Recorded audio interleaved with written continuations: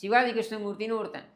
நேத்து ஒரு வீடியோ கூட வைரல். அவ்வளவு மோசமா பேசிக்கிட்டு இருக்கான். அந்த வீடியோவும் போடணும். அந்த வீடியோவை போட சொல்றேன் நான். பக்கத்துல ஒரு பெண் இருக்காங்க. அவங்க சிரிக்கிறாங்க. அவங்க சிரிச்சதை வரவேற்கிறாங்க. ஒட்டுமொத்த தமிழ்நாட்டையும் ஒரு பெண்ணுடைய உறுப்போட அவன் வந்து ஒப்பிட்டு அவன் பேசுறான் அந்த மேடையில்.